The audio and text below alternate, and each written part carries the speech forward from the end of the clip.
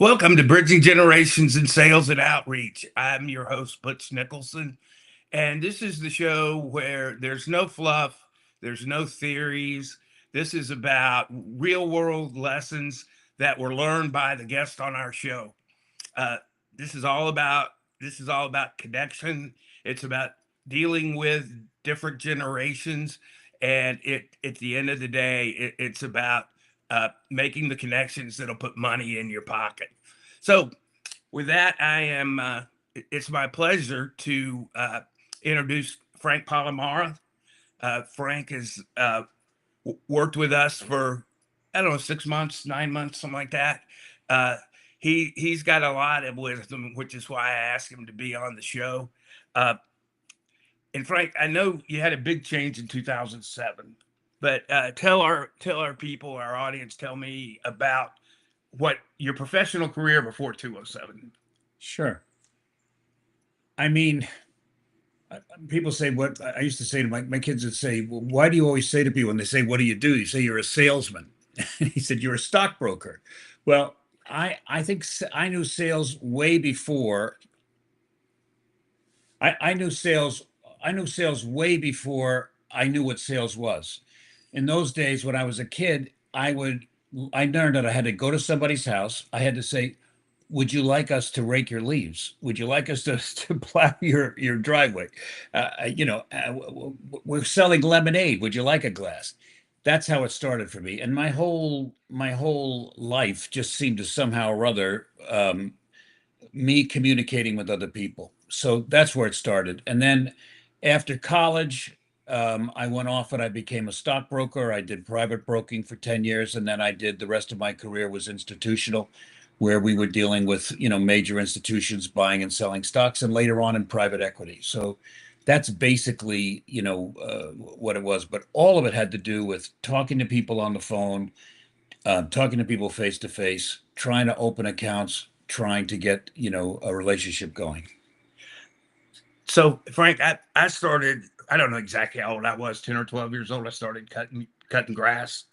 And I've sold one thing or another ever since then, more decades than I'd like to admit, uh, or I guess I'm blessed to admit. But tell me where that love of sales came from. Well, I'll be honest with you that I don't know where it came from. It was just always there. I mean, I never really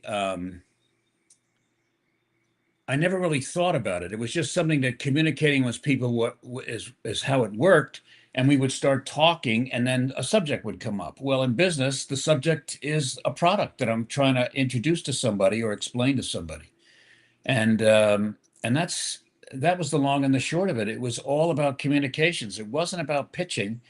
It's always about communications to me. Yeah, I agree with that. What I've learned in sales is, for me, I mean, in kind of the psychology of selling, is people aren't looking for necessarily a product or a process. They're looking for a solution to a problem. I think that is right, and I think that's the key is to turn around and say, what is it? I'll tell you the real door opener for me was when I was telling my boss about how I was every day I came in and I was looking to how much money am I going to make today? I mean, you thought the boss would be happy if I'm a salesman that would be my start. He said, that's not the way this works. He said to me, every day I come in here, I think to myself, how am I going to make a difference with my customer? How can I help my customer to do his job better? And that opened the door because suddenly, as I say, it wasn't about pitching, it was about service. It was about helping somebody to solve their problems in their business that make me valuable to them. So, just for my friendship, Frank, I know you had a big change in 207. Uh, Tell us about the change you had. In the Actually, right after that Y2K business in 2000, things started to change. Suddenly, people were, there wasn't so much of a focus on, the face to face, on the telephone business, on the relationship business. It started to change. And, you're always talking about generations, Butch. there was a new generation coming up in the early 2000s, and these guys wanted to instant message. They wanted to text. They wanted to do all that kind of stuff. I typed like I got mittens on. So it wasn't comfortable for me. In 2007, I decided, you know what? I think I'm gonna walk away from this and see what I want to do. So I quit the broking side, and a few months later, I started with a guy working in private equity at the Trinity Group. So um, the real thing with me was I started at a time where the whole market reset itself. All industries reset. It doesn't matter what business you were in. Once that crash happened with the bond markets and everything else, from 2008 on, it was impossible. I was trying to do private equity. I was dialing and smiling. It didn't work anymore. And I didn't know why. And then I went and I was doing some leadership and development. I had a sales background, but I also had a managing sales. And now leadership. I work with two wonderful individuals at an MO group in London, and they taught me an awful lot about an awful lot of things. My real job was to try and get our message in front of other people. And it wasn't easy. And I didn't know why I couldn't increase the number of people we met. And that stayed on for a long time. It was very frustrating, probably a 6, 8, 10 year period. It was really a struggle for me. And so what was the breakthrough you had Well, one of it after was, that struggle? I lived in England for 39 for about 40 years. And when I moved back to America, I moved to Atlanta, and that's where you and I met. And you were telling me what you were doing, how there was a different kind of a marketing, et cetera, et cetera. And I said, well, I've seen that, but I didn't really know how it worked. And I began talking to you and watching about what it was, and then I began to learn. As a matter of fact, the very first guest that you had on this podcast was a fellow by the name of Jeff, and he was in the advertising business. And he talked about the fact that his business had changed, and what he had to say to himself, "What am I going to do about this? How am I going to survive the way things are now?" And in the podcast, he said, "I taught myself how to do this a different way." He sat down, he learned about AI, he learned about LinkedIn, he learned about Instagram, and how am I going to do that? And that's really what started the process. You know what? One thing I would recommend to everybody that's watching this show, episode 1 was with my friend Jeff Watts. That's what Frank is alluding to, and I would definitely recommend that you take a look at that show. Yeah. So, Frank, one of the things you said that I thought about, and we talk about bridging generations in sales and outreach, and it can be as small as uh, I'm a Jen Jones. My daughter is a what's uh, Gen Z. I know with my daughter, I have to text her because she ain't gonna answer the phone. We have a couple of people we work with that are younger, kind of the same thing, and that's not a bad thing or a good thing, but it's something you have to know. And the only way you're going to know it is to have a relationship. I think that's true. And, one of the things that Jeff pointed out, and one of the things that you're always pointing out on your podcast is one of the things that's changed is that you don't you don't go to somebody's office and then have a meeting and meet them and then have them turn around and open up an account or whatever, or trust you. It doesn't work that way. This new generation of buyers and a lot of the older generation of buyers, they're doing it a different way. I mean, you were telling me you went to a party not long ago, and you introduced yourself. You said, "Oh yeah, I know you. You're that guy Butch from LinkedIn. I see your podcast." Well, I think that's what's the change that everybody's got to. If you're like me and you're old and you've been doing business for 10 years, 20 years, 30 years, I don't care what your industry is, you've got real skills. But how are you going to put those in front of people? How are you going to open an account if you don't meet the people? And what I learned listening to you and some of the people on your podcast is I learned that people they get to trust you because they see you in print with what you're putting on a LinkedIn or an Instagram or a Facebook, whatever your industry uses. And they say, that guy makes sense. I understand what he's talking about. And they begin to trust you. Then when they have a problem, they say, I better to give that guy Butch a call. His number always appears. I wonder what he's got to say about that.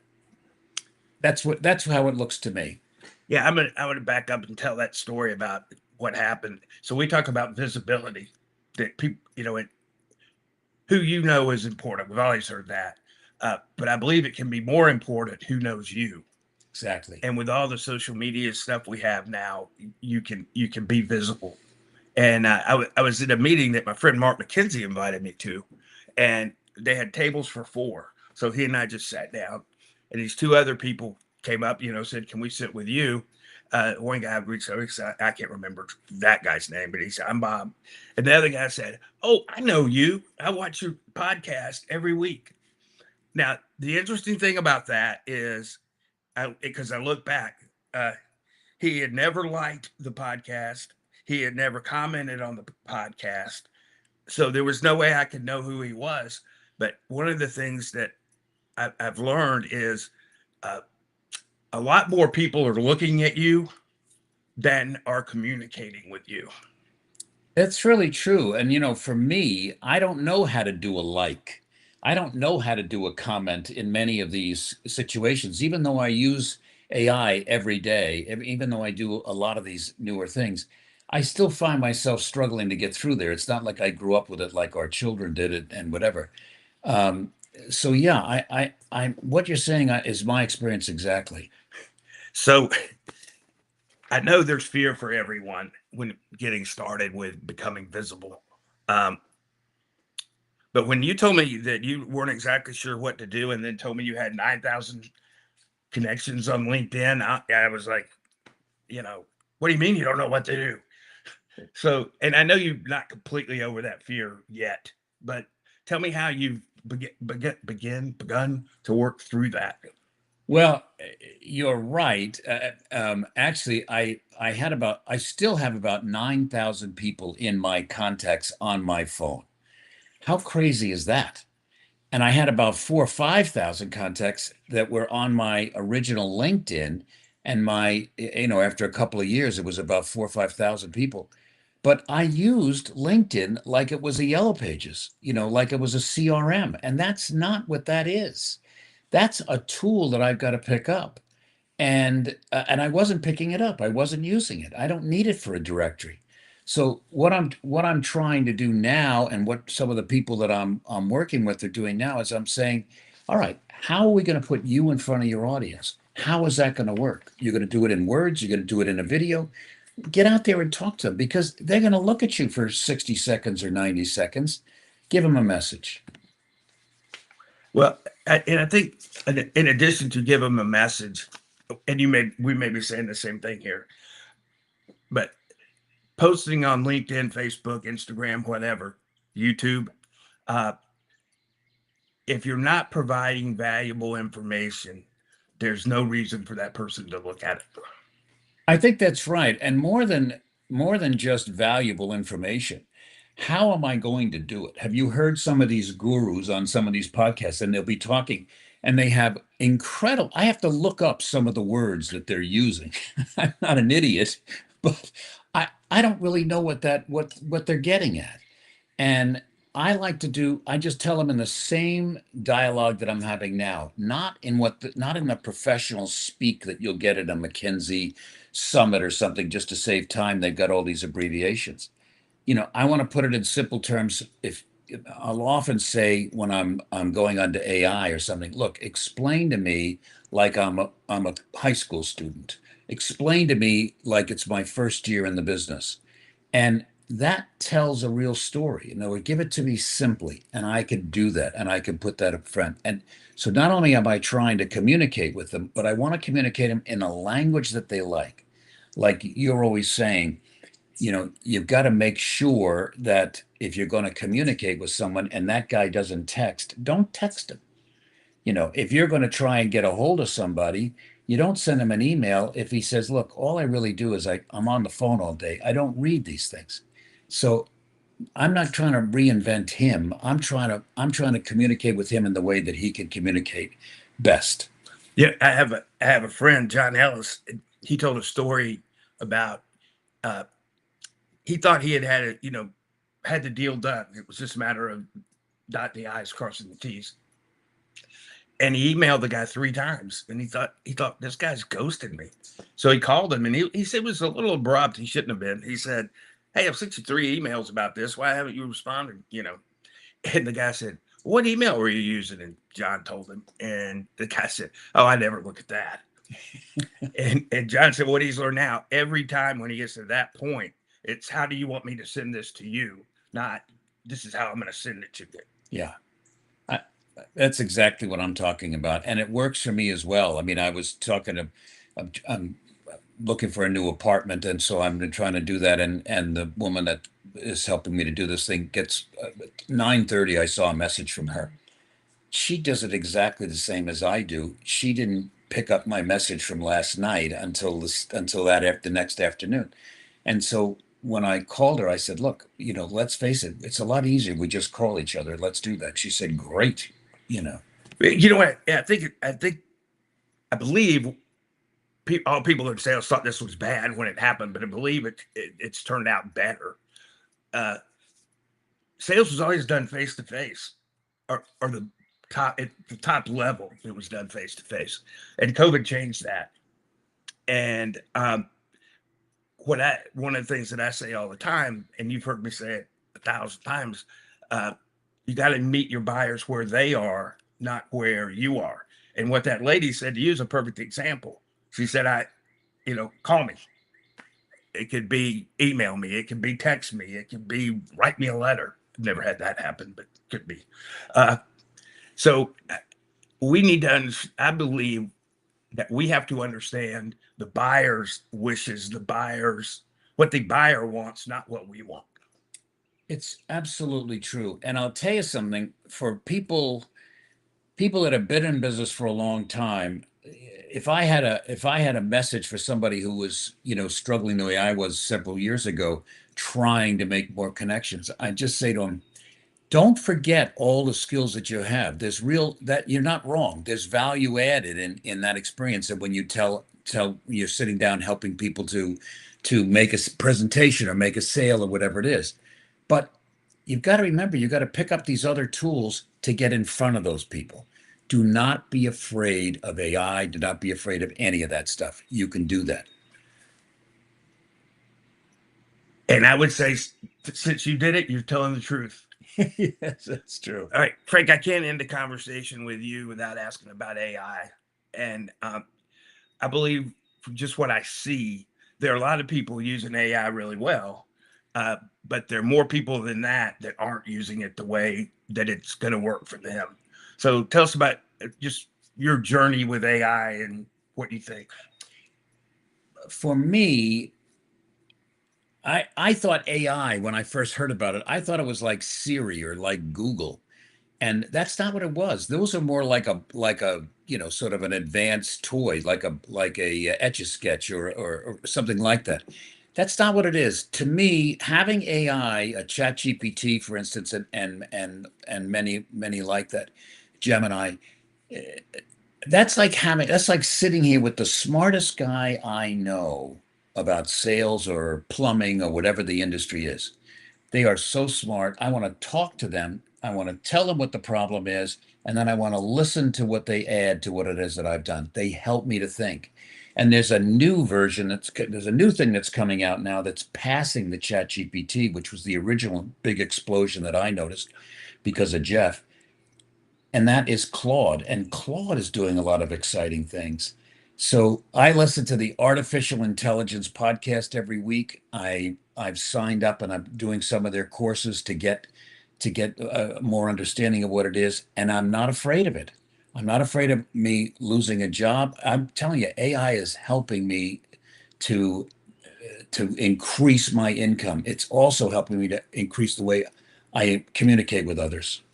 Well, I agree with all that. One thing I've learned is uh, I use AI for research, really, at the end of the day. And I may even ask AI to write something. But if I do that, I go back and I make it me, not AI, because I think that would turn people off. So we need to, you know, the challenge, but it's a good challenge for us, is AI is changing every day, and there are ways we can use it that are great. We've just got to watch the pitfalls. I think that's right. I mean, we've all seen the sci-fi movies. You remember Hal and what a problem Hal was in 2001 Space Odyssey. But the fact of the matter is that I think when computers became very big when I was a child, I remember I went to my dad's office. He said, "Don't," he said, "people are so afraid of losing jobs. This is going to make jobs." Then I remember the internet came up again. And of course, I was a little leery. And I remember my father again, by that time, he was very old. And he turned around and he said, "Don't worry." He said, "I believe in people. We're going to figure out a way to do this." And the internet has been an explosion. Now they're saying exactly the same thing. By the way, in Thomas Edison's days, they were worried about electricity. They didn't want electricity when they were lighting the streets of New York. They were worried about it. You can Google that. All right. So to me, I'm not afraid of it. I want to use it. I want to embrace it. And I want to tell them what I think, what I'm doing, and then wait to hear how they would add or subtract from that. It's value added. All right, Frank, I appreciate all that. That you've had I've watched most of your journey, and one thing I would, and I'm completely serious with this, is I've always been impressed with your willingness to learn and your willingness. Well, I have to push you sometime on change, but you're always willing to learn, and most of the time you're willing to change. Uh, so, two questions that I end the show with every time. Uh, Number one question: what would Frank today tell Frank 10 years ago? Well, two things probably. One thing that I haven't mentioned is there's one slogan I got along the way as well, and that is that fear is not my friend. Fear is not your friend. Fear is not going to do you any good. It's a nonsense and it's a big lie. My whole life has changed, surprises and things that I expected, but in fact, there was no reason for me to be worried. Everything's worked out okay. And the second thing is what Frank Baxter said: I'm not worried about how much money I'm going to make. How can I help my customer do his job better? Just keep reminding me of that. It's great, great advice. All right, the last question. Do you have a life rule that you never break? And I've gotten things from, do the next right thing or never give up, uh, to never eat sushi at a gas station, which I think is a pretty good life rule. But what do you have a life rule? Well, my rule probably isn't as good as the sushi rule, which I think you could take to the bank. I think for me, you mentioned do the next right thing. Somewhere along the line, somebody said to me, I don't know anything about the next right thing. The fact of the matter is the least common denominator is what's the truth about this? I have an argument with somebody. What's the truth about the argument I had with Butch? What's the truth about why I'm taking this job? What's the truth about this guy's employment for me and what we should do next? And when I look for the truth, that opens the door to a good decision. And so far, that's really worked for me. So, what's the truth about this is what I'd say. That's great. I change my hard life rule occasionally, and I read something recently, and I changed my life rule for it. My life rule now is don't say can't. Good rule. So, Frank, I'm sure that some people out there want to get in touch with you. What's the best way for them to reach you? Well, telephone. I just told you telephone's the easiest for me, and we'll put that up, and also or email. And I basically respond to telephone calls I don't recognize and to emails that I don't know. So either way, I should probably get back to you. So and my phone number is 914-483-8666. And if you want to get in touch with me, the best way is probably a direct message on LinkedIn. If you're not on LinkedIn, you can give me a call and look on LinkedIn, and the phone number's there. So, Frank, I appreciate you being here today. I told you up front that these were real world life lessons brought to you by people who have lived them. And I heard somebody say, well, I have a friend who says all the time that sales is hard. I don't believe sales is hard. We make it hard. And Frank alluded to this earlier. Uh, Sales is not about your product. Sales is not about your process. Sales is not about your idea. Sales is about solving a problem. So that's what I would leave you with today. I appreciate you being here. Please reach out to me if we can help you in any way. If we can't help you, I know a whole lot of people, and I can probably direct you to somebody who can. So you can catch us on YouTube. You can, and all our shows are there. We'll be back next Friday at 10 o'clock, and appreciate you being with us today. Thank you.